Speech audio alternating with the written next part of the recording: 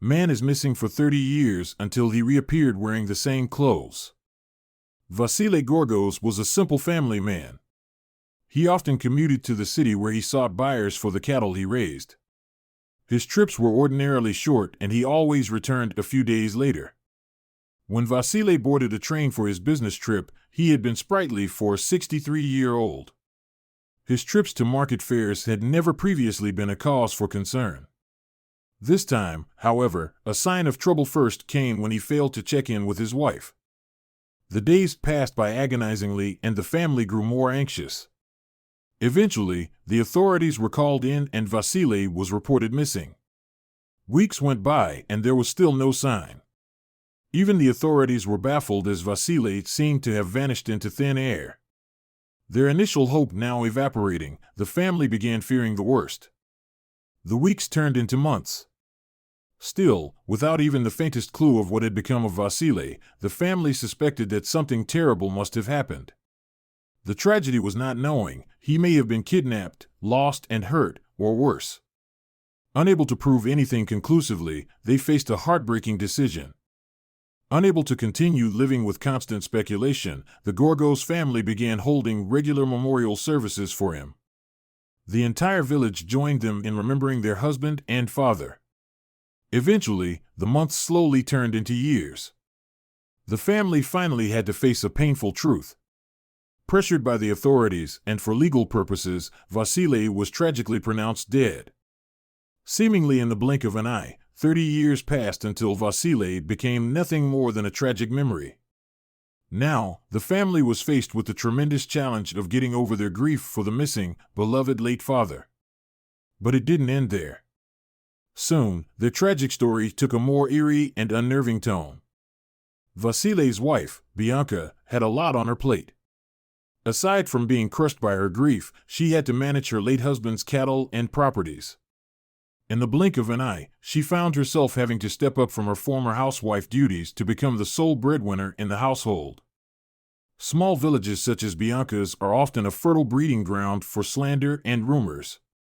Most people live rather uneventful and monotonous lives, and the easiest way to make them a bit more exciting is following a story, real or imaginary, about someone they know. For the weeks following her husband's disappearance, Bianca was the object of everyone's compassion.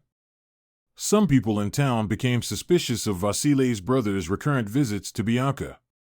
One may think that they had no particular reasons to do so. After all, Bianca was in great need of any help anyone could bring her, and the man was her deceased husband's brother.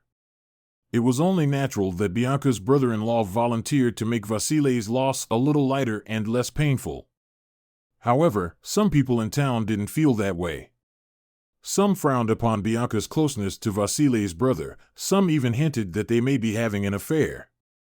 A part of it perhaps had to do with the village's conservative mindset. Maybe they didn't like that Bianca had stepped up to manage her late husband's properties and would rather see her in the role of the reclusive, eternally grieving widow. Bianca received Vasile's brother's visits more and more often, and the two of them seemed to be getting closer by the day.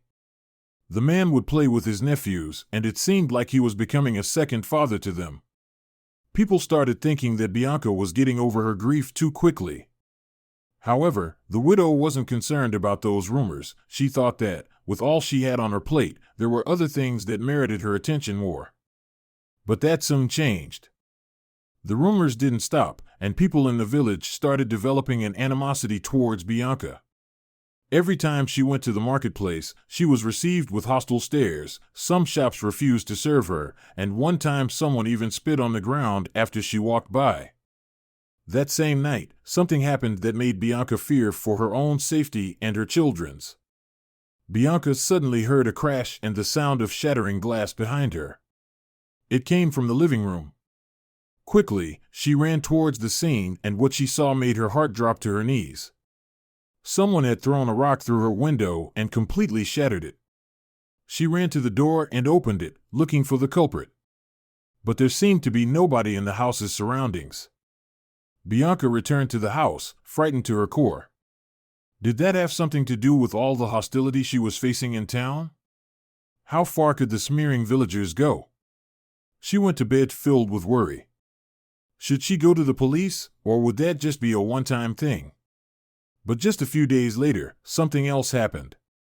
One evening, Bianca heard her phone ringing. She was waiting for some pesticide she had ordered to arrive, so she thought it would be the delivering company. She picked up the phone. But what she heard on the other side of the line wasn't what she expected. After picking up the phone, all she heard on the other side of the line was someone breathing heavily, even panting at times. "Hello? Who is this?" she asked. Then, a chilling realization hit her.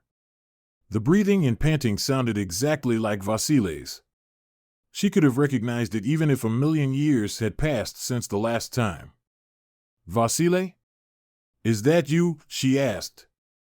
And right then, the person on the other side hung up. Bianca dropped the phone and her mind went blank. What had just happened? The first thing she did was calling Vasile's brother to tell him about the call. They both went to the police. The local chief of police told them he would put his agents to work again in order to find out the truth about the disappearance. However, they never got any news. After a while, the rumors and hostility faced by Bianca started fading and Vasile became nothing but a memory. Until one day. It was a normal day. The family had long since given up hope of ever seeing Vasile again. It started when a strange, red car approached the village entrance. The passenger door was opened and an old man stepped out. With everyone stunned by the old man's return, nobody had reacted fast enough to write down the car's registration number or see the driver before it sped off. Despite being 73 years old now, there was no doubting that this was Vasile. And yet another unexpected twist to this tale, Vasile had returned wearing the exact same clothes he had been on the day of his disappearance. The family had so many questions. However, it was soon apparent there were no answers. The reason, when questioned, Vasile was convinced it was still 1991 and believed he had only been gone a few days. Some experts believe that Vasile had fallen into a kind of fugue state. This affliction might have caused him to experience a dissociative state, meaning he may truly believe that he was never gone. However, there are other different theories about what happened to Vasile. Many people on the internet are sharing their impressions and hypotheses about what he was up to for all those years. My theory. On the day he vanished, he had some type of misfortune and ended up in a monastery. Romania is an Orthodox country. Monks, especially good ones, might not ask too many questions if he just decided to stay and could still work. Once his mind started to go, the abbot arranged his return. Also possible he went over the border, maybe Moldavia, and that really is remote. Some people have even more outlandish theories, like the following. Dimensional glitch. He arrived at home on schedule, but decades later instead of hours later and looking old, suggests a Reddit user. He was clearly abducted by aliens. They got tired of him and returned him, jokes another. What is your theory? What do you think happened to Vasile while he was away, and what could explain his strange behavior after coming back?